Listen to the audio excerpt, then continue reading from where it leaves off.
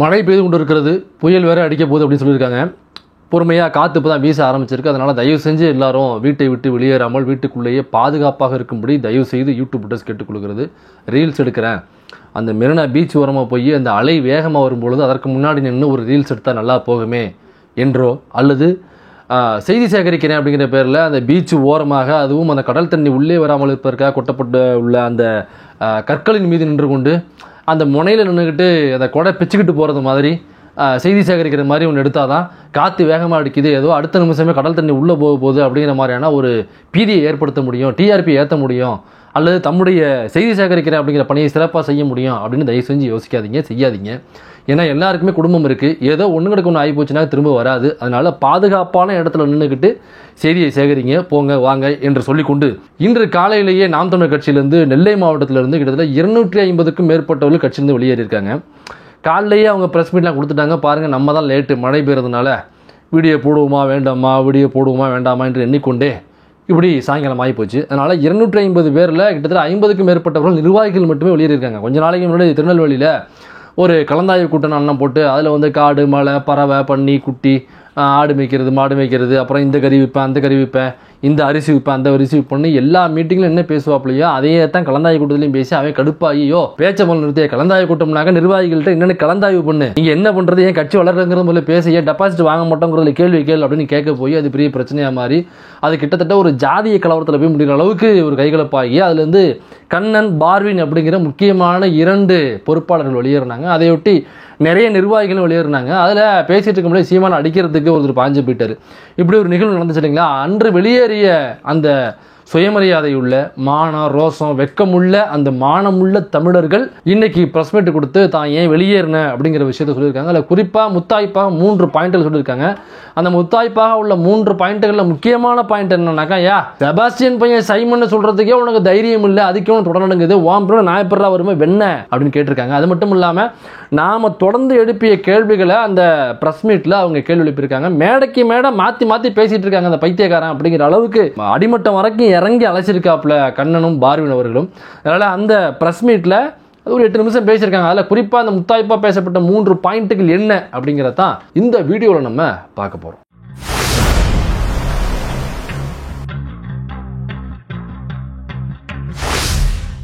கட்சியை விட்டு வெளியேறிய அந்த மானமுள்ள, ரோசமுள்ள, சுயமரியாதை உள்ள தமிழர்களுக்கு யூடியூப் சார்பாக வாழ்த்துகள். அவங்க வெளியேறியதுக்கான காரணத்தில் சொன்ன முத்தாய்ப்பான 3 காரணங்களில் முதல் காரணமாக இருப்பது சங்கி என்றால் சக தோழன் அப்படின்னு சொல்றாப்புல. அப்போ சங்கின்னு சொல்லி எங்களையும் சங்கியை கொண்டு போய் சேர்க்க போறாப்புல அல்லது விரைவில் சேர்த்துருவாப்புல அப்படிங்கிற பயத்தில் நாங்கள் கட்சியை விட்டு வந்தோம் அப்படின்னு முதல் பாயிண்ட்டையும் இந்த பாயிண்ட் தான் அவர் சொன்னாப்புல. அப்போ ரஜினியை சந்திக்கும் பொழுது சங்கி என்றால் சக தோழன் அப்படின்னு ப்ரெஸ் மீட்டில் சீமான் சொன்னது நினைவு இருக்குன்னு நினைக்கிறேன். முதல்ல அவர் சொன்னதை பாருங்க, அதுக்கப்புறம் ப்ரெஸ் மீட்டில் சீமான் சொன்னதையும் சேர்த்து கேளுங்க. தமிழர் நலன் தலைவர் பிரபாகரன் சொல்லிக்கிட்டு இருந்தவர் இன்னைக்கு ரஜினி வீட்டில் போய் கையை கட்டி நிற்கார். சங்கி கையை கட்டி நிற்கார். அப்போ அவர் என்ன சொல்லுதாரு, சங்கி அப்படிங்கிறது கெட்ட வார்த்தை கிடையாதுங்க, நாளைக்கு எங்களையும் சங்கின்னு சொல்ல வைக்கலாம். ஒரு மறுநாளே என்ன சொல்லுவார், மேடல் என்னைய பத்தி ஏன்டா சங்கி இங்கேங்க. சங்கின்னா என்னன்னு தெரியுமா, சகத்தோழன், நண்பன் அர்த்தம். அப்ப சங்கின்னு சொன்னாக்கா அவ்வளவு ஒரு ரோசம் இந்த கட்சியை விட்டு வெளியேற அளவுக்கான ஒரு கோபத்தை ஏற்படுத்துதுனாக்கா, தமிழ்நாட்டுக்குள்ள சங்கி அப்படின்னாலே காரி முகரையில துப்புற அளவுக்கு இங்க நம்ம உருவாக்கி வச்சிருக்கோம். ஏன்னாக்கா சங்கி அப்படின்னாக்கா ஏதோ பெருமையான ஒரு விஷயம் கிடையாது. சங்கி என்றால் சக தோழன் அல்லது சங்கி என்றால் சக நண்பன் அப்படின்னு பிரஸ்ல சொல்லிட்டு போறாங்க அந்த பைத்தியக்காரன். சங்கி அப்படின்னாக்கா பொதுவா நம்ம லெப்டிஸ்டாக இயங்கக்கூடியவர்கள் நம்மளுக்குள்ள அழைச்சிக்கிறது தோழர் அப்படின்னு அழைப்போம், காம்ரேடு அப்படின்னு அழைப்போம், அல்லது மலையாளிகளாக இருந்தாங்க அவங்க சகாவு அப்படின்னு கூப்பிடுவாங்க. இந்த மாதிரியான வார்த்தைகள் எல்லாம் ஒன்று தான். தோழர் அப்படிங்கிறதான் தோழர், காம்ரேட், சகாவு அப்படின்னு நம்ம அழைச்சிட்டு இருப்போம். அதே மாதிரி ரைட்டு விங்காக இயங்கக்கூடியவங்க, அதாவது குறிப்பாக ஆர்எஸ்எஸ்ல இயங்கக்கூடியவங்க தங்களை சங்கி அப்படின்னு அழைச்சிப்பாங்க. சங்கி அப்படிங்கிற அர்த்தம் என்னன்னாக்கா, இங்கே தோழர் அப்படிங்கிற மாதிரி சங்கினாக்கா தோழன் அர்த்தம் அப்படின்னு அர்த்தம் கிடையாது. இங்கே தோழர்னாக்கா தோழர்னு அர்த்தம். சேகுவேரா, அதில் சே அப்படின்னாக்கா அர்ஜென்டினா லாங்குவேஜில் சேனாக்கா தோழர்னு அர்த்தம். அவர் பேர் குவேரா, தோழர் குவேரா அப்படிங்கிறது தான் சே குவேரா அப்படின்னு கூப்பிடுவாங்க. அதனால தான் அவர் பேரே சே குவேரா கிடையாது, சேனாக்கா தோழர்னு அர்த்தம். அப்போ தமிழில் அது தோழன், அர்ஜென்டினா மொழியில் சே, மலையாளத்தில் பார்த்தீங்கன்னாக்கா அது சகாவு அப்படின்பாங்க, இங்கிலீஷில் காம்ரேட். ஸோ இதெல்லாம் தோழர் அப்படின்ற வார்த்தை குறிக்கிற சொற்கள். இதெல்லாம் லெப்டிஸ்டாக இயங்கக்கூடியவர்கள் தங்களை ஒருவருக்கொருவர் வந்து தோழர் அப்படின்னு அழைச்சிக்கிறது வழக்கம். அதே மாதிரி சங் பரிவார் கும்பல் ஆர்எஸ்எஸ்ல உள்ளவங்க எல்லோருமே தங்களை ஒரு சங்கி என்று குறிக்கொள்வார்கள்.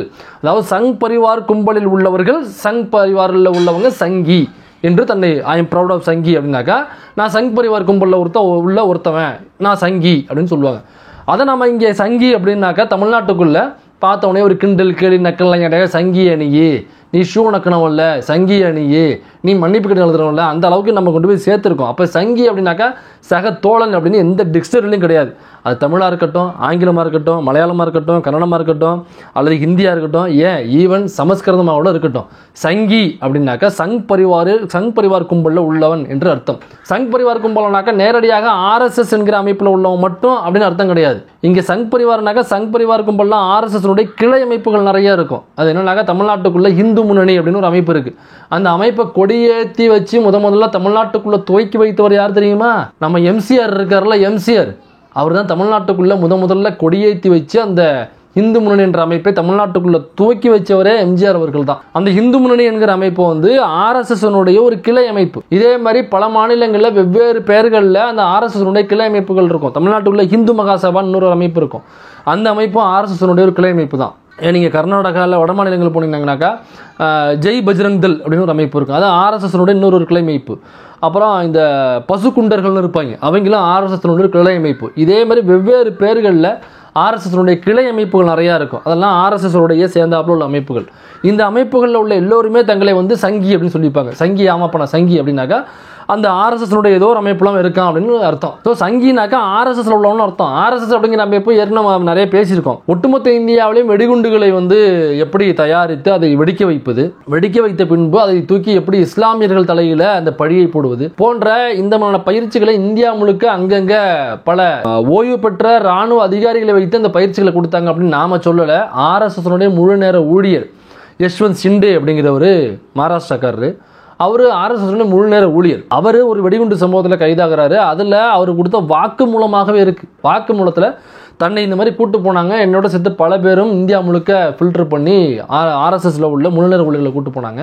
கூட்டு போய் இந்த பயிற்சியை கொடுத்தாங்க. வெடிகுண்டு தயாரிக்கிறது, வெடிக்க வைக்கிறது, திரும்ப இஸ்லாமியர் மீது பழியை போடுவது போன்ற பயிற்சிகள் கொடுத்தாங்க அப்படிங்கிறது அவரே வாக்கு மூலமாக கொடுத்துருக்காரு. அப்போ சங்கினாக்கா என்ன அர்த்தம்? சங் பரிவார் கும்பலில் உள்ளவனு அர்த்தம். சங் பரிவார கும்பலில் உள்ளவன என்ன அர்த்தம்? கலவரங்களை ஏற்படுத்துவோன்னு அர்த்தம், வன்முறைகளை ஏற்படுத்துவோன்னு அர்த்தம். வெடிகுண்டுகளை இதே மாதிரி தயாரித்து வெடிக்க வைத்து அதில் மக்களை, குறிப்பாக இந்து மதத்தை சார்ந்த மக்களையே இறக்கடிப்பது. அதில் வந்து அப்போ தான் முஸ்லீம்கள் மீது படியை தூக்கி போடுறதுக்கு அவங்களுக்கு ஏதுவாக இருக்கும். பாருங்கள், முஸ்லீம் குண்டை போட்டு ஹிந்துக்களை கொண்டான் அப்படின்னு அவங்க மேலே பழியை தூக்கி போகிறதுக்காக சக ஹிந்துவையே காலி பண்ணி விட்டு அது தூக்கி இஸ்லாமியர்கள் மீது பழியை போட்டுக்கிற ஒரு கேவலமான அயோக்கியத்தனமான அருவருப்பான செயலை செய்யக்கூடியவங்க தான் இந்த சங்கிகள். இதை யஷ்வந்த் ஷிண்டே தன்னுடைய வாக்குமூலத்தில் சொல்லியிருக்காப்புல. எங்கெங்கெல்லாம் நம்ம அவங்க போய் பயிற்சி எடுத்தாங்க, யாரெல்லாம் பயிற்சி கொடுத்தாங்க, எந்தெந்த சங் பரிவார் கும்பலில் உள்ள தலைவர்கள்லாம் அதில் பங்கெடுத்தாங்க போன்ற பல விஷயங்களை வந்து அவர் அதில் வாக்கு மூலமாக கொடுத்துருக்காரு. அதை வச்சு நம்ம ஒரு வீடியோவே பண்ணியிருக்கோம். அப்போ சங்கி என்றால் என்ன அர்த்தம்? இதனால தான் தமிழ்நாட்டுக்குள்ள சங்கினாக்கா காரிக்கிட்டு குழைச்சிக்கிட்டு முகரில் துப்புறாங்க. அப்போ சங்கி அப்படின்னாக்கா இங்கே தமிழ்நாட்டு மக்களுடைய பார்வையே வேற. அவனை வீட்டுக்குள்ளேயே சேர்க்க மாட்டாங்க. அவன் ஒரு பொம்பளை பொறுக்கின்னு அர்த்தம், அவன் ஒரு வேலைக்கு ஆகாதவனும் அர்த்தம், அவன் ஒரு கலவரக்காரன், அவன் ஒரு வன்முறைக்காரன், அவன் ஒரு வெடிகுண்டு வைக்கிறவன், அவன் புள்ள பிடிக்கிறவன் அப்படின்னு அர்த்தம் சங்கி அப்படின்னாக்கா. இந்த இடத்துல வந்து தமிழ்நாட்டுக்குள்ள சங்கினாக்கா சக தோழன்னு அர்த்தம், சங்கி என்றால் சக நண்பன்னு அர்த்தம் அப்படின்னு ஒருத்தவன் சொல்கிறான்னாக்கா அது எப்படி தன்னுடைய மனசுக்குள்ளே இல்லாமல் அது எப்படி வெளியில் வந்து கொட்டும்? அப்போ தன்னுடைய அஜெண்டாவில் அது இருக்கிறதுனால தான் டக்குன்னு கேட்டோடனே ரஜினியை பார்த்துட்டு வந்தோடனே சங்கி என்றால் சக தோழன் என்ற அர்த்தம் அப்படின்னு சொல்லியிருக்கு.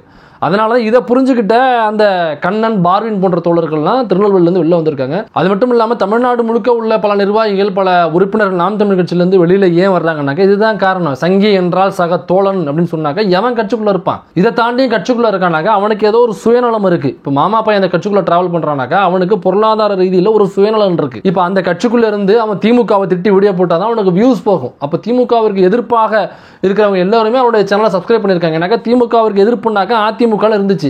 இன்னைக்கு அதிமுகவே இல்லை. அதிமுக எங்க இருக்குன்னு தெரியல. மழை பெஞ்சிட்டு இருக்கு, காத்தடிச்சிட்டு இருக்கு. சிஎம் வந்து இன்னைக்கு களத்தில் இறங்கி செயல்பட்டு இருக்காரு. டெபுட்டி சிஎம் இறங்கி களத்தில் செயல்பட்டு இருக்காரு. இன்னும் பல அமைச்சர்கள், எம்எல்ஏக்கள், தன்னார்வலர்கள் பல பேரும் இறங்கி வேலை பார்த்துக்கிட்டு இருக்காங்க. ஆனால் மழை வெள்ளம் அல்லது புயல் வரப்போகுது அப்படின்னாக்கா ஆளுங்கட்சிக்கு முன்னாடியே எதிர்கட்சி போய் களத்தில் நிற்கணும். அப்போதான் அடுத்த எலெக்ஷனில் மக்களுக்கு எதிர்கட்சியின் மீது நம்பிக்கை வந்து இப்போ இருக்கிற ஆளுங்கட்சி எதிர்கட்சியை மாற்றிட்டு இப்போ இருக்கிற எதிர்கட்சி ஆளுங்கட்சியை கொண்டு போய் உட்கார வைப்பாங்க.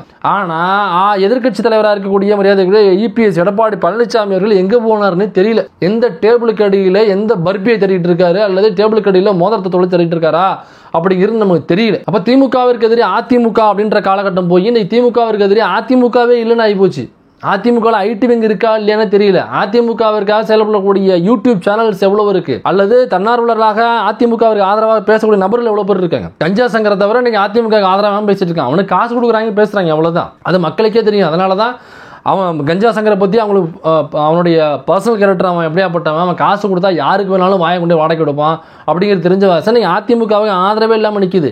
அதனால இன்னைக்கு திமுகவிற்கு எதிர்ப்பு, திமுகவை பிடிக்காத நபர்கள் எல்லோருமே எங்கே போகிறாங்கன்னாக்க நேரடியாக சாட்டை என்கிற அந்த சேனலுக்கு போகிறாங்க. அப்போ திமுகவிற்கு எதிரான பேசக்கூடிய யூடியூப் சேனல் அப்படின்னாக்கா நீ ஃபில்டர் பண்ணாக்க சாட்டை துரைமுருகன், அப்புறம் ரங்கராஜ் பாண்டே, அப்புறம் இந்த ஊம்பலச்சேரி மாடு, இப்படி 2-3 பேர் மட்டும்தான் இருக்காங்க. அதனால தான் சாட்டை சேனல் ஏன் வியூஸ் அதிகமாக போகுதுனாக்கா அதிமுகவில் திமுகவிற்கு எதிராக பேசக்கூடிய யூடியூப் சேனல்ஸே இல்லை. நீங்கள் லிஸ்ட் எடுத்தோம்னாக்க இந்த 3 சேனல் தான் பெரிய சேனலாக இருக்குது திமுகவிற்கு எதிராக பேசக்கூடியவங்க. இதே மாதிரி அதிமுக சரியாக செயல்படாதனுடைய விளைவு தான் போன எலெக்ஷனில் நாம் தமிழர் கட்சி அந்த 30 லட்சம் என்னமோ வாக்கு வாங்கினாங்க இல்லைங்களா, அது அதிமுக செயல்படாமல் போனதோட விளைவு அந்த பக்கம் ஓட்டு போச்சு. ஆனால் அந்த சீமான் நேக்க என்ன பண்ணிட்டாப்புலன்னா அதை கொண்டு போய் அப்படியே ஆர்எஸ்எஸ் கிட்ட அடகு வச்ச பார்த்தாப்புல. ஆனால் கட்சிக்குள்ள உள்ள நபர்கள் கொஞ்சம் தெளிவாக இருக்காங்க. தெளிவாக இருக்கக்கூடிய நபர்கள், ஆர்எஸ்எஸ்ஐ புரிந்து கொண்ட நபர்கள், பிஜேபியை புரிந்து கொண்ட நபர்கள், இவன் தன்னை கொண்டு போய் அங்கே அடகு வைக்க பார்க்குறான் என்று புரிந்து கொண்ட சுயமரியாதை உள்ள மான வெக்கம் சூடு சொரணை உள்ள மானமுள்ள தமிழர்கள் கட்சியை விட்டு வெளியேறி இருக்காங்க. அந்த மானமுள்ள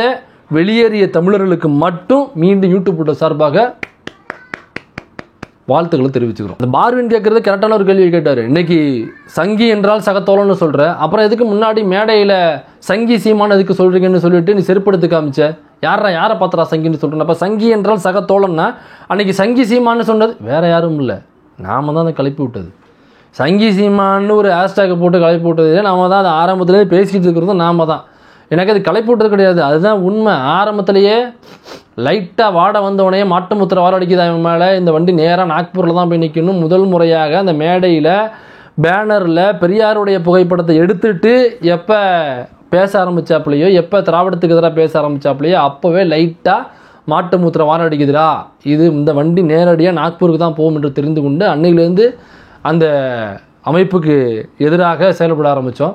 இன்றைக்கி கரெக்டாக அந்த நாக்பூரில் போய் அந்த வண்டி போய் நிற்கிது. LHS = RHS, NTK = RSS, hence ப்ரூவ்டுன்னு போட்டு ஒரு வீடியோவை முதல்ல போட்டது யூடியூப் போட்டஸ் தான். அதை நம்ம தாராளமாக கலர் தூக்கிட்டு சொல்லிக்கலாம். அப்படி நம்ம முதல்ல வீடியோ போடும் பொழுது பல சக தோழர்களே, நம்மளுடைய தோழர்களே ஃபோன் பண்ணி நில்லுல நீங்கள் சீமான் திராவிடத்துக்கு எதிராக பேசுகிறதுங்கிறது அவருடைய பொலிட்டிக்கல் ஸ்ட்ராட்டஜி, அவரும் திராவிடம்னு சொல்லி அவரும் பெரியார் அண்ணான்னு பேசினார்னாக்கா அப்புறம் திமுகவிற்கும் அவருக்கும் வித்தியாசம் இல்லாமல் போயிடும். அப்புறம் மற்றவர்கள் மாதிரியே அவரும் அந்த கட்சியும் திமுகவில் சேர்ந்து கரைந்து விடும் என்பதற்காக தான் ஒரு ஆப்போசிட் ஸ்டாண்ட் எடுக்கணும் அப்படிங்கிறதுக்காக தான். ஏன்னாக்கா அப்போ தான் தனிச்சு தெரிய முடியும் அப்படிங்கிறதுக்காக தானே பேசுகிறாரு தவிர அவர் அவ்வளோ பெரியாரை பேசிட்டு வந்தவருங்க. அதனால் அவருக்கு தெரியாமலாம் இருக்காது. ஒரு பொலிட்டிக்கல் ஸ்ட்ராட்டஜியாக பயன்படுத்துகிறாரு தவிர அந்த அளவுக்குலாம் ஆர்எஸ்எஸ்லாம் நிற்க மாட்டார் நீங்கள் நினைக்கிறது மாதிரி. அதனால் அதில் நான் முரண்படுறேன் அப்படின்னு சொல்லிட்டு பல தோழர்கள் நமக்கு அப்போ ஃபோன் பண்ணி அட்வைஸ் பண்ணாங்க. சரி ஓகே, தோழர்களுக்கு லேட்டாக புரிய வரும், நம்ம வெயிட் பண்ணோம். அப்படி சொல்லி அதே தோழர்களே கொஞ்ச காலம் கழிச்சு அவங்களே ஃபேஸ்புக்கில் ட்விட்டரில் எழுத ஆரம்பித்தாங்க, இவர் ஆர்எஸ்எஸ்னுடைய டவுசரை உள்ளே மாட்டிக்கொண்டு நிற்கிறார் அப்படிங்கிறத அவங்களே பின்னாலே எழுத ஆரம்பித்தாங்க. அதே மாதிரி இந்த தோழர்கள் பார்வின், கண்ணன் போன்ற தோழர்கள் கிட்டத்தட்ட 8 வருஷமாக அந்த கட்சியில் பயணித்து நாங்கள் வெளியில் வந்திருக்கோம்னு சொல்கிறாங்க. 8 வருஷமாக இருக்குது பாருங்கள், அது தெரிகிறதுக்கு. ஓகே பரவாயில்ல, 8 வருஷமானாலும் பரவாயில்ல, இப்போவாது கண்டுபிடிச்சாங்களே அப்படின்னு நம்ம அவங்களுக்கு வாழ்த்துக்கள் தான் சொல்கிறோம். ஆனால் 8 வருஷத்துக்கு மேலேயும் அந்த கட்சியில் பயணிக்கிற பல கூமுட்டைகள் அந்த கட்சியில் இருக்குது. நீ விஜயை பார்த்து கூமுட்டைன்னு சொல்கிறியா? உன் கட்சியில் இவங்களாவது பரவாயில்ல 8 வருஷம் வெளியில் வந்துட்டாங்க. ஆனால் எத்தனை வருஷமானாலும் நான் அந்த கட்சிக்குள்ளே தான் பயணிப்பேன், கொள்ளையில் அவ்வளோ பொம்பளைங்க இருக்குது அப்படின்னு அவன் சொன்னதுக்கு அப்புறமும் எங்கள் அண்ணே எங்கள் நொண்ணே அப்படின்னு சொல்லிட்டு அந்த கட்சிக்குள்ளே பயணிக்கிறாங்கன்னா அப்போ அவங்களுக்கு ஏதோ ஒரு சுய லாபம் அந்த கட்சிக்குள்ளே இருக்குது. அப்படி இல்லை, சுய லாபம்லாம் இல்லைங்க, நாங்களும் வந்து கை காசை போட்டு தாங்க வேலை பார்க்குறோம் அப்படின்னு சொன்னாங்கன்னாக்கா, அப்போ நீங்கள் அன்டவுட்ஃபுல்லி நீங்கள் எந்த கேள்வியிலும் உங்களை உட்படுத்த வேண்டாம், சுய பரிசோதனை நீங்கள் பண்ணிக்கொள்ளவே வேண்டாம், நீங்கள் அப்சல்யூட்லி கூமுட்டை தான். ரஜினியை பார்த்துட்டு வந்தப்போ நிறைய பேர் கேட்ட கேள்விக்கு இவங்க எல்லாம் அந்த இடுமானம் கார்த்தி அந்த மாமாப்பா எல்லாம் போட்டு உருள்றாங்க சோசியல் மீடியாவில். அதாவது வேட்டையின் படம் வந்தபோது பாராட்டி ஒரு அறிக்கை விட்டாராமா. அதனால் ரஜினிகாந்த் வந்து எப்படியாவது நான் சீமானை பார்க்கணும்னு கேட்டே இருந்தாராமா. சரி, ஒரு வேளை இருந்திருக்கலாம், இவர் போட்டோன்னே சீமானும் வந்து இவர் ரஜினிகாந்த் கேட்டசிக்கு நன்றி தெரிவிக்கலாம் அப்படின்னு சொல்லிட்டு ஃபோன் பண்ணி நேராக வாங்க சந்திச்சு நான் நன்றி சொல்லணும் அப்படின்னு சொல்லி கேட்டுருந்துருக்கலாம். ஓகே, அவர் பிஸி அவ்வளோ இருந்திருக்கலாம், அப்புறம் பிறந்த நாள் அப்படின்னு இருந்திருக்கலாம். ஆனால் அதுக்கப்புறம் சந்திக்கும் பொழுது ரவீந்திரன் துரைசாமி என்கிற RSS நம்பரை கூட்டுக்கிட்டு இவர் ஏன் போனாப்புல சீமான்? அப்போ ரவீந்திரன் துரைசாமி என்கிற RSS நம்பரு, சீமான், ரஜினி 3 பேர் நிற்கிற ஃபோட்டோ வரும் பொழுது இல்லை இதை வந்து ஏஐ பண்ணியிருக்காங்க, இது போட்டோஷாப் பண்ணியிருக்காங்க அப்படின்னு சொல்லிட்டு இதே நாம் தமிழ் கட்சி சார்ந்தவங்க போட்டு உருள்றாங்க. திரும்ப அதே ரவீந்திரன் துரைசாமி மெயின் ஸ்ட்ரீம் மீடியாவில் உட்காந்துக்கிட்டு நான் தான் சீமானை கூட்டு போனேன், இந்த ஃபோட்டோ உண்மை தான், அது ஃபோட்டோஷாப் கிடையாதுன்னு அவர் சொன்னார். அப்போ இது ஏஐ ஃபோட்டோஷாப்னு உருண்டவங்க எல்லாம் அப்போ மூஞ்ச கொண்டு போய் வச்சுப்பீங்க, மடக்கி முட்டி கீழே கொண்டு போய் சொருவிப்பீங்களா மூஞ்ச? அப்போ இதே மாதிரி தான் சீமான் செய்கிற ஒவ்வொரு செயலுக்கும் அவர் ஆமாங்க ரவீந்திரன் துரைசாமி கூட எங்கள் அண்ணன் போனாருங்க, அவருக்கு பழக்கம்ங்கன்னு சொல்லிட்டு போக வேண்டியதானே, ஒன்றுமே இல்லை அதில். அதாவது RSS சார்ந்த டிபேட் வந்து உள்ளே நடக்கலாம், RSS சார்ந்த பேச்சுவார்த்தைகள் உள்ளே நடக்கலை என்றால் ஆமாங்க ரவீந்திரன் துரைசாமி அவர் ஒரு விமர்சகர், அதனால் கொஞ்சம் பழக்கம் அண்ணனுக்கு. ரஜினிகாந்தை மீட் பண்ணும்பொழுது அவரும் கூட இருந்தாருங்க, எங்கள் அண்ணன் கூட்டு போகல, அல்லது அவரும் எங்கள் அண்ணனை கூட்டு போகல, எங்கள் அண்ணன் சந்திக்க போனார், எதர்ச்சியாக அவரும் ரஜினி சந்திக்க வந்தார், 2 பேரும் அந்த ஃபோட்டோவில் பப்ளிஷ் ஆகிட்டாங்க அப்படின்னு சொல்லியிருக்கணும்ல. அது வந்து ரவீந்திரன் துரைசாமி கிடையாது, அது ஒரு ஃபோட்டோஷாப்பு, அவர் இருக்கிற மாதிரி எடுத்து ஒட்டி வச்சுட்டாங்க அப்படின்றது பரப்புரை பண்ணுறனாக்கா, அப்போ அதுக்கு பின்னாடி எதுவும் நடந்திருக்குல்ல. அப்போ RSS சம்மந்தமான பேச்சுவார்த்தையில் உள்ளே போயிருந்தன்னு அர்த்தம். அப்போ அந்த பேச்சுவார்த்தையில் உள்ளே போய் வெளியே வரும்பொழுது கேட்கப்பட்ட கேள்விக்கு தான் சங்கி என்றால் சக தோழன் என்று அர்த்தம், சங்கி என்றால் சக நண்பன் என்று அர்த்தம் அப்படின்னு வெளில சொல்கிறாருனாக்கா, RSS பற்றிய புகழ்பாடுதல் அல்லது RSSலேருந்து டீலிங்கள் அல்லது RSSலேருந்து ஃபண்ட் டிரான்சாக்ஷன் பண்ணுறதுக்கு எலெக்ஷனை ஒட்டி அவருக்கு ஃபண்ட் டிரான்சாக்ஷன் பண்ணி நீங்கள் வந்து திமுக மட்டுமே எதிர்த்து அடிங்க அப்படின்னு ரஜினி மூலமாகவோ அல்லது ரஜினி வீட்டுக்குள்ளே ரவீந்திரன் துரைசாமி மூலமாகவோ சீமானுக்கு ஏன் அந்த அஜெண்டா போயிருக்கக்கூடாது? அந்த அஜெண்டாவை வாங்கிட்டு அந்த மகிழ்ச்சியோட அந்த பேமெண்ட் செட்டில்மெண்ட்டோட வெளில வரும்பொழுது சங்கினாக்கா சக தோழன் அர்த்தம், சக நண்பன் அர்த்தம் அப்படின்னு ஏன் சீமான் சொல்லியிருக்கக்கூடாது அப்படின்ற கேள்வி இல்லை. இதுதான் நடந்தது. கரிகஞ்சி சொல்கிறான், எங்கள் அண்ணன் அந்த டிபேட்டில் தான் சொன்னான், வேட்டையின் படத்துக்காக கூப்பிட்டாங்க போனார், அப்புறம் எதுக்கு இப்போ ரவீந்திரன் துரைசாமி கூட இருந்தார்? இப்போ சீமான் தனிப்பட்ட முறையில் பார்த்துட்டு வந்ததுக்கு சீமான் வந்து ரஜினி ஏன் பார்த்துட்டு வந்தோன்னு டிவிக்கு பேட்டி கொடுக்கும் பொழுது நாங்கள் அரசியல் சம்மந்தமாக பேசிக்கிட்டு வந்தோம்னு சொன்னார், பண சம்மந்தமாக பேசுகிறோம், அரசியல் சம்மந்தமாக பேசுகிறோம்னு சொன்னார். அப்போ சீமான் வந்து ரஜினி கிட்ட அரசியலை பற்றி பேசுகிற அளவுக்கு அப்போ சீமான் வந்து திறந்தாழ்ந்து போயிட்டாரா அப்படின்னு கூட நம்ம இவர் கேட்டார். யார் நம்ம மணி இருக்கார் பார்த்தீங்களா, அந்த மணி கேட்டார். அப்போ உங்களுடைய அரசியல் நிலைப்பாடு அவ்வளோதானா? ரஜினிகிட்ட போய் நீங்கள் அரசியல் டிபேட் பண்ணி நீங்கள் வாதம் பண்ணி அவர்கிட்ட அரசியல் புரிதல் நீங்களே ஏற்படுத்திக்கிறது போயிட்டீங்கன்னாக்கா நீங்கள் அவ்வளோ திறனால போயிட்டீங்கன்னு சொல்லி கேட்டார்ல. அப்போ ரஜினிகிட்ட நீங்கள் அரசியல் சம்மந்தமாக தான் பேசுகிறதுக்கு போனேன் அப்படின்னாக்கா அப்போ ஒன்று சீமானுக்கு அரசியல் புரிதல் பத்தலை. ஏன் அரசியல் புரிதல் பத்தலைன்னு சொன்னோம்னாக்கா ரஜினிகிட்ட அப்படி என்ன அரசியல் புரிதல் இருக்குது நீங்கள் இப்போ அவர்கிட்ட டிபேட் பண்ணி தெரிஞ்சுக்கிறதுக்கு? இதே ரஜினி தான் ஸ்டெர்லைட் விஷயத்தில் போயிட்டு வரும்பொழுது ஏர்போர்ட்டில் நின்று சொல்கிறாப்புல சமூக விரோதிகள் உள்ள போட்டுட்டாங்க, சமூக விரோதிகள் அப்படின்னு சொன்னாப்புல. இதே ரஜினிகாந்த் தான் காவிரி நதிநீர் பிரச்சனைக்கான போராட்டத்தில் நிறைய தோழர்கள் கைதானாங்க. ஏன் நாம் தமிழ் கட்சியாக இப்போ போராட்டத்தில் ஈடுபட்டுச்சு. சினிமா சார்ந்த தோழர்கள்லாம் நம்ம வெற்றிமாறன்லேருந்து பாரதி ராஜாலேருந்து இந்த தங்கர் பச்சான், இப்போ இந்த பாமகவில் சேர்ந்துட்டு ஜாதி வெறி மனநிலையோட பேசிகிட்டு இருக்காரு பாருங்க அந்த தங்கர் பச்சான், அவர்லேருந்து இவங்கெல்லாம் அந்த காவிரி நதிநீர் போராட்டத்தப்ப இவங்கெல்லாம் ஒன்றா போய் களத்தில் இறங்கினாங்க பெருசாக. அப்போ தான் அந்த கைது நடவடிக்கை நடந்துச்சு. அப்போ அதிமுக பீரியடு, அப்போ இந்த கைது நடவடிக்கை நடக்குது. அப்போ நாம் தமிழ் கட்சி சேர்ந்த இடுமானங்கிறதுல அப்போ கைதானான்னு நினைக்கிறேன். அப்போ அந்த கைது நடவடிக்கை நடக்குது. அப்போ ரஜினிகாந்த் சொல்கிறாப்புல இல்லை போலீஸ்காரவங்களை முதல்ல போராடினவங்க வந்து போலீஸ்காரவங்களை அடித்தாங்க, அதுக்கப்புறம் தான் போலீஸ் திருப்பி அடித்தாங்க அப்படின்னு அந்த போராட்டத்தையே கொச்சைப்படுத்தி அவர்கள் போராளிகள் இல்லை, அவங்க கலவரம் பண்ண வந்தவங்க, அவங்க தான் போலீஸை பிடிச்சி அடின்னு அடித்தாங்க, அதுக்கப்புறம் போலீஸ் தற்காப்புக்காக திரும்ப அடிச்சிச்சு அப்படின்ற ஸ்டேட்மெண்ட்டை சொன்ன இந்த ரஜினிகாந்த் கட்சியை சேர்ந்தவங்க தானே கைதானாங்க. இதே இந்த கரிகஞ்சிலேருந்து பல பேர் கைதானாங்க நாம் தமிழ் கட்சியிலேயே. அந்த காவிரி நதிநீர் பிரச்சனை போராட்டம் இங்கே பண்ணும் பொழுது அந்த கிரிக்கெட் நடக்கக்கூடாது அப்படின்னு சொல்லிட்டு கிரிக்கெட் ஸ்டேடியத்தை சுற்றி நடக்கும் பொழுது நாம் தமிழ் கட்சி சார்ந்தவங்களே பல பேர் கைதானாங்க. அப்போ பல பேர் கைதான பல பேர் மேலே குண்டா சேர போட்டாங்க. அதில் ரஜினி சொன்ன ஸ்டேட்மெண்ட் இது. அந்த ரஜினி கிட்ட போய் இவர் வந்து அரசியல் பேசினாப்லையா, அரசியல் பேசி இவங்க வந்து ஒரு விவாதம் பண்ணி அரசியல் புரிதல் ஏற்படுத்திக்கிட்டாங்களே, யாருக்கு நீ காது குத்துற? அந்த முத்தாய்ப்பான 3 பாயிண்ட்களில் 2வது பாயிண்டாக செபாஸ்டியன் மகன் சைமன் சொல்றதுக்கே உனக்கு தைரியம் இல்லை, அவ்வளவு தொடர்நடுங்க இருந்துக்கிட்டு நீ வந்து தமிழ் தேசியம் வாங்க போகிற, துப்பாக்கியை எடுத்து இங்கே ஒரு படையை கட்டிட்டு கொண்டு போய் நீ ஈழத்தில் போய் தமிழில் வாங்க போகிற, இதை நான் நம்பணும் அப்படின்னு நாம் கேட்கல. அந்த வெளியேறிய கண்ணன் பார்வின்கிற அந்த தோழர்கள் இந்த கேள்வி கேட்குறாங்க. ஏங்க சுப்பையா கோனார் மாமே சுப்பையா கோனார்னு சொல்லு, இதில் என்ன தப்பு இருக்குது அப்படிங்கிறார். எங்கிட்டலாம் சாதியே பேசக்கூடாது, ஜாதியே இல்லைங்காரு. அவர் முழுக்க சாதியை தான் பேசுறாரு. அப்போ அவர் சொல்லுவாரா நான் செவத்தியா நாடார் மாமே சைமன் நாடார்னு அவர் சொல்லுவாரா? சொல்ல வேண்டிய கட்சிக்குள்ளே எல்லாரும் என்ன சொல்கிற நீ வந்து ராசப்ப கோனார் பையனா, ராசப்ப கோனார் பையன்னு சொல்லு, ஏன் கோனாருங்கிறத மறைக்கிற அப்படின்னு சொல்லி எல்லாரையுமே ஜாதியின் பெயரை பக்கத்தில் போட்டுக்கன்னு சொல்லி வற்புறுத்துறாப்புல இவர். இந்த மாதிரியான விஷயங்கள் உள்ளே வரும்போது தான் நாங்கள் அவர்கிட்ட பேசணும்னு சொல்கிறோம், அவர் அவாய்ட் பண்ணுறாரு தொடர்ந்து எங்களை அப்படின்னு சொல்கிறாப்புல. அப்போ கட்சிக்குள்ளே எல்லாரையும் ஜாதியின் பேரை பின்னாடி போட்டுக்க என்று சொல்லி வற்புறுத்துகிறார் அப்படின்னு அவர் சொல்கிறாப்புல கண்ணன் பார்வின்கிறவங்க. அப்போ தான் அந்த கேள்வி கேட்குறாரு, அப்போ நீயும் போட்டுக்குவோம் பேரை, செபஸ்டின் நாடார் பையன் சைமன் நாடார்னு போடுன்னு அவர் சொல்கிறாப்புல. நமக்கு இந்த பேருக்கு பின்னாடி ஜாதி பேர் சேர்த்துக்கிறதுல நமக்கு விருப்பம் கிடையாதுனாக்கா நம்ம சுயமரியாதை இயக்கத்தினுடைய வந்தவங்க, நம்ம திராவிடர் கழக இயக்கத்தின் நம்ம ஒரு பெரியாரியவாதி அப்படிங்கிறதுனால இப்போ பேருக்கு பின்னாடி சாதி பேரை விட்டா சேர்த்துக்க நம்ம விருப்பம் இல்லைங்கிறது வேற விஷயம். ஆனால் அவர் சொல்கிறாப்புல செபஸ்டின் நாடார் பையன் சைமன் நாடார்னு போட்டுக்கணும் அவர் சொல்கிறாப்புல. சரி சாதி பேரை விட்டுருங்க, செபஸ்டியன் பையன் சைமன் சொல்கிறதுக்கே உனக்கு அவ்வளோ தைரியம் இல்லையே. விஜய் சொன்னாப்புல ஜோசப் விஜய்ன்னு சொல்லும் பொழுது ஆமாண்டா ஜோசப் விஜய்டான்னு சொன்னாப்புல அவரு. அந்த தைரியம் அப்போ உனக்கு இல்லை. நான் ஒர்க் பண்ண டைரக்டர் தாமிரா சார், அவரும் வந்து ஒரு இஸ்லாமிய பிறப்பால் அவர் ஒரு இஸ்லாமியர். அவர் எங்கேயுமே அதை மறைச்சதில்லை. ஏன் தாமிராங்கிற பேரில் இயங்கினார்னாக்கா அவர் எழுத்தாளர், எழுதும் பொழுது அவர் திருநெல்வேலிக்காரர் அப்படிங்கிறனால தாமிரபரணி அதை ஒட்டி தான் அவருடைய வீடு அப்படிங்கிறதுனால தாமிரா அப்படின்னு தன்னுடைய புனைப்பெயரை வச்சுக்கிட்டாரு. கடைசி வரைக்கும் தாமிரா அப்படிங்கிற புனைப்பெயரில் இயக்கமும் செஞ்சார், படமும் இயக்கினார். ஆனால் அவர் ஒரு கட்டத்துக்கு அப்புறம் ஃபேஸ்புக்லேயே வந்து அவர் தாமிரா காதர் மொய்தீன், அவருடைய பேர் காதர் மொய்தீன், அதனால தாமிரா காதர் மொய்தீன் அப்படின்னு தான் ஃபேஸ்புக்லேயே இருக்கும் அவருடைய பேர். அதனால எங்கேயுமே வந்து பிறப்பால் நான் ஒரு இஸ்லாம் சமூகத்தை சார்ந்தவன் அப்படிங்கிறது எங்கேயுமே ஒரு மறைச்சதில்லை. மேபி இஸ்லாம் சமூகத்தில் பிறந்தவங்களோ அல்லது கிறிஸ்தவ சமூகம் அல்லது நான் ஒரு பெரியாரியவாதி, ஆனால் நான் என்னுடைய சர்டிஃபிகேட் படி நான் ஒரு ஹிந்து. அதே மாதிரி தான் இப்போ ஒரு பெரிய ஒரு இஸ்லாம் சமூகத்தில் பிறந்திருப்பாங்க, அவங்க பெரியாரியவாதியாக இருப்பாங்க. ஸோ அவங்களுக்கு மதத்தின் மீது நம்பிக்கை இல்லாமல் இருக்கலாம். சர்டிஃபிகேட் படி எல்லாருக்குமே ஒரு மதம் இங்கே உண்டு இல்லை. அப்போ அந்த மதத்தின்படி பார்த்தோம்னாக்கா எல்லாருக்கு பின்னாடியும் ஏதோ ஒரு மதம் இருக்கும். அதை சொல்கிறதுல உனக்கு என்ன பிரச்சனை? நான் இந்த மதங்களை நான் ஆதரிப்போம் அல்ல, சாதியை ஆதரிப்போம் அல்ல, கடவுளை ஆதரிப்போம் நான் அல்ல. ஆனால் நான் இங்கே சர்டிஃபிகேட் படி என்ன மதம்ங்கிறது இந்த கவர்மெண்ட்டுக்கு தெரிவிச்சாகணும். அப்போ நான் இந்த மதம் அவர் அந்த மதம்னு சொல்கிறதுல உனக்கு என்ன பிரச்சனை? ஆமாம் நான் ஒரு கிறிஸ்தவன் சொல்கிறது உனக்கு என்ன பிரச்சனைன்னு கேட்குறேன். அதாவது யாக்கோபுடைய பையன் செபாஸ்டியனுடைய பையன் சைமன் அப்படின்னு சொல்கிற உனக்கு என்னப்பா பிரச்சனை? இதை மறைச்சு என்ன பண்ண போகிற அப்படின்னு நாம கேட்கல. கட்சியை விட்டு வெளியேறிய திருநெல்வேலியை சார்ந்த பார்வின் மற்றும் கண்ணன் அப்படிங்கிறவங்க அவங்க அந்த கேள்வி கேட்குறாங்க. அப்போ அதையே உன்னால் தைரியமாக சொல்ல முடியல, அதுக்கே உனக்கு தொட சும்மா கட்டு நடுங்குது.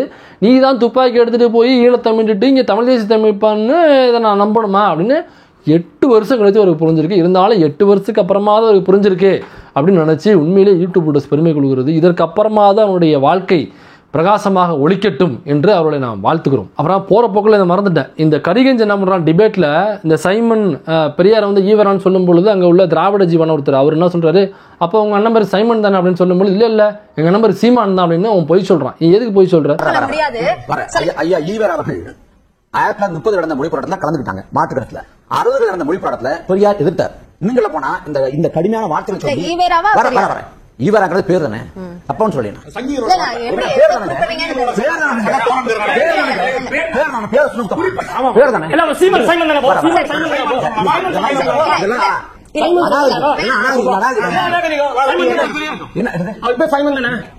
ஏதாவது பேசி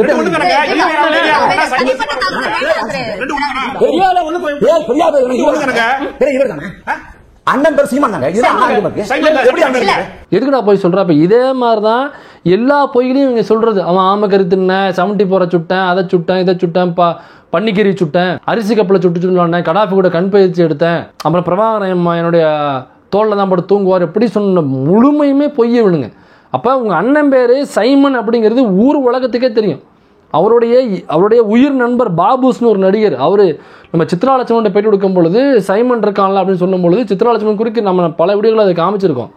நான் திரும்ப ரிப்பீட் பண்ண வேண்டாம்னு நினைக்கிறேன். அப்போ கேட்கும்போது சொல்கிறாப்புல, ஆமாங்க உங்களுக்கு சீமான் எனக்கு சைமனுங்க, அவன் நான்லாம் முன்னத்துலேருந்து பழக்கம், அவன் பேர் சைமனுங்க, அப்புறம் சீமானு மாற்றிக்கிட்டான், அவன் பேர் சைமன் அப்படின்னு சொல்கிறாப்புல. எங்கள் டீமில் வந்து ஒரு 13 பேர். இப்போ வந்து நாம் தமிழர் கட்சி தலைவர் சீமான் அப்படின்றது எங்களுக்கு சைமன். நாங்களாம் ஒன்றா கதை பேசுகிற ஒரு குரூப்.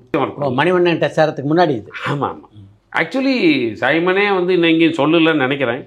பேச்சுலர் லைஃப்ல கதை சொல்லணும்னு ட்ரை பண்ணப்ப சீமான், இப்போ சீமான் அப்ப சைமன், நாங்கெல்லாம் ஒரே பேட்ச் 88ல கதை சொல்லுவோம். அப்போ சைமன் சொல்லு, சைமனுங்க எங்கன்னா பேர் பிடிக்காம சீமானு மாற்றிக்கிட்டாருன்னு இடுமானங்கார்த்தி சொல்ல வேண்டியது என்னப்பா உனக்கு பயம்? இன்னொரு முக்கியமான பாயிண்டாக மேடைக்கு மேடை மாற்றி பேசுகிறாருங்க.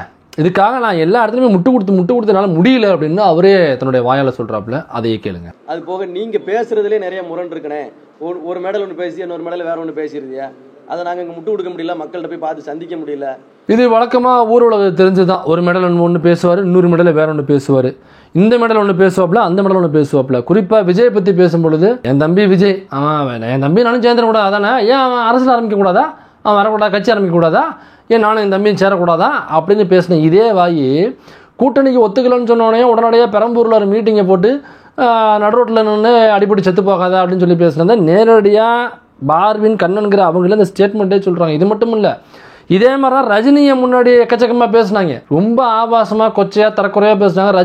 ரஜினி வீட்டில் உள்ள பெண்களை இந்த மாமா பைய, இந்த கட்சியிலோட சாட்டை திரும்புறவங்க இந்த மாமா பைய வாய் கூசாமல் பேசினாங்க அவங்க வீட்டு பெண்களை.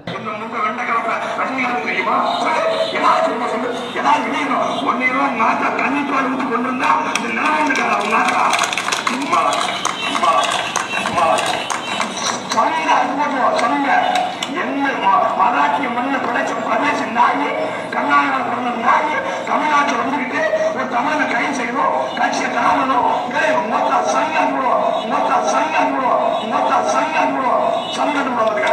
ரஜினிகாந்த் ரசிகர் உங்க பத்திரமா போய் வந்துக்க வெள்ளி பிடிச்சு நிற்கலாம். உன் மண்டை இருக்கிற மண்டபத்தை காட்டி தருவோம்.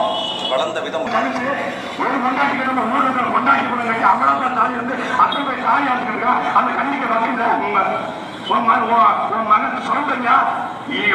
கல்யாணம் கட்டி கொடுத்தது வந்து தாலி அது வந்து எவன் கூட இருக்கான்னு தெரியல. அதை கண்டிக்க வகையில் உனக்கு உன் மகன் மூத்த மருமகன் அரிசி பிறந்த பிள்ளைய இருந்தா யாருன்னு எங்க அண்ணன் சொல்லி ஒரே ஒரு பிள்ளைக்கு கொடுத்தோம்னா ஒரு ஒட்டுமொத்த குடும்பம் 4 நாள் சாப்பிடணும், 4 சாப்பிடணும்னா கல்யாணம் முடிச்சு 6 மாசம். இப்போ அதே மாதிரி உன் வீட்டில் பெண்கள் இருக்க மாட்டாங்க, உனக்கு மனைவி இருக்க மாட்டாங்க, உனக்கு அக்கா தங்கச்சி சித்தப்பா பெரியம்மா அத்தை எங்கேயோ உங்கள் சித்தி பொண்ணு பெரியம்மா பொண்ணு யாரோ பெண்கள் உங்கள் வீட்டில் இருக்க மாட்டாங்க. இப்போ அதே மாதிரி அவங்க ரசிகர்கள், ரஜினியோட ரசிகர்கள் உங்கள் வீட்டில் உள்ள பெண்களுடைய ஃபோட்டோ போட்டு அல்லது ஒரு மேடை போட்டு துரைமுருகன் வீட்டில் உள்ள பெண்கள்லாம் அப்படி தானே சொல்லிட்டு அவன் கொச்சையாக ஆபாசமாக பேசினாக்கா சரியாக இருக்குமா? அப்படி பேசக்கூடாதுல்ல. அப்போ நீ அந்த நாகரிகத்தை கடைபிடிக்கணும்ல. ரொம்ப ஆபாசமாக இவன் தான் அந்த கட்சியினுடைய கொள்கை பிறப்பு செயலாளர். அப்போ அவ்வளவு ஆபாசமாக பேச வேண்டியது. இதே ரஜினிகாந்த் கட்சி ஆரம்பிக்க போகிறோம் அப்படின்னு சொல்லும் பொழுது இந்த சீமான் என்ன சொன்ன அப்புறம்னா நீங்களே கேளுங்க. மலைக்கு போறதை விட்டுவிட்டு இந்த வேலை உங்களுக்கு வேண்டாம் நம்ம சொன்னா கேட்கறது இல்ல. நான் வருவேன். ஒரு வெற்றிடம் இருக்குது, சுடுகாட்டில் கூட நிறைய வெற்றிடம் இருக்குது, வெற்றிடம் இருக்குது, என்னத்த வெற்றிடம் இருக்குது. இப்படி பேசின இந்த சீமான் ரஜினியை வந்து நான் மரியாதை நிமித்தமாக சந்திக்க போனேன், அவர்கிட்ட வந்து நாங்கள் அரசியல் குறித்து பேசணும், அதை குறித்து பேசணும், இதை குறித்து பேசணும் அப்படின்னு பேசிட்டு வந்திருக்காப்புல. அதனால அப்போதைக்கு ரஜினி அவ்வளவு கழிவுகளி ஊற்றுனு ரஜினி கிட்ட அப்படி என்ன க்ளோஸா நீ பேச போற? இதே ரஜினியை கன்னடன்னு சொல்லி பேசினவன் தானே நீயே. அப்புறம் என்ன மயிருக்கு அவர்கிட்ட பண்ணி அரசியல் பேச போன அப்படின்னு நாம கேட்கல. கண்ணன் பார்வின்கிறவங்க அதே ப்ரெஸ் மீட்டில் அப்படி கேட்க முடியாமல் வேறு வார்த்தையில் போட்டு கேட்டிருக்காங்க. அவங்க கேட்காம இருந்தாலும் அந்த கட்சியை விட்டு வெளியேறிய பல உறுப்பினர்கள் அங்கே வெளியில் இருக்காங்கல்ல, 200க்கும் மேற்பட்டவர்கள், அவங்க கண்டிப்பாக இன்னொரு நாள் ப்ரெஸ் மீட்டு போட்டோ இதே மாதிரி லைவ் வீடியோவிலேயே கேட்பாங்க நாக்க பிடுங்கிறதுக்கு மாதிரி. ஆனால் பாருங்கள், நீங்கள் நினைக்கிற அந்த மானம் வெக்கம் சூடு சொரணம் எதுவுமே சைமனிடம் இல்லாததால் அவர் நாக்கை பிடுங்கிக் கொள்ள மாட்டார் என்பதை முன்கூட்டியே நான் தெரிவித்துக் கொள்கிறேன். இந்த 3 பாயிண்ட் மட்டும் இல்லாமல் கடைசியாக ஒரு அறிவுரை சொல்கிறாங்க. எப்பா எங்களை மாதிரி நீங்களும் இளைஞர்கள்லாம் அந்த கட்சியில் சேர்ந்து அவர் ஆவேசமாக அந்த கவுட்டிலாம் விரிச்சுக்கிட்டு கப்பையை விரிச்சுட்டு கையை விரிச்சுக்கிட்டு அப்படியே ஆம்சை காமிச்சுக்கிட்டு ஆப்சட்டை போட்டுக்கிட்டு பேசுறத பார்த்துக்கிட்டு அண்ணன் மறுநாளே கொண்டு போய் ஆட்சியை பிடிச்சி அந்த மாப்பிள்ள அரிசி, சம்பா அரிசி, சேப்பு அரிசி, பச்சை அரிசி எல்லாம் வந்து எல்லார் வீட்லயும் கொடுத்துருவாப்புல. அப்புறம் ஆட்டுக்கறி, மாட்டுக்கறி, பன்னிக்கறி எந்த கறி வேணாலும் கிடைக்கும், இந்த பால் அந்த பால், நாட்டுப்பால், நாட்டுக்கோழி முட்டை, இதெல்லாம் நம்பி யாரும் பின்னாடி போயிடாதீங்க. நாளைக்கு அண்ணன் 70 போறதுக்கிட்டு போய் ஈழத்தை வாங்கிடுவாரு, தமிழ் தேசியத்தை அப்படியே படைச்சிருவாரு, தமிழ்நாடு அப்படியே பிடுங்கி வாங்கிடுவாரு அப்படின்னு நம்பி தங்களுடைய கைகாசை போட்டு அந்த கட்சியில் சேர்ந்து உங்களுடைய நேரத்தை வீணாக்கி விடாதீர்கள், காலத்தை வீணாக்கி விடாதீர்கள், உங்களுடைய பொருளாதாரத்தை வீணாக்கி விடாதீர்கள், வயதை வீணாக்கி விடாதீர்கள், ஒட்டுமொத்தமாக உங்களுடைய வாழ்க்கையை தயவு செய்து வீணாக்கி விடாதீர்கள்.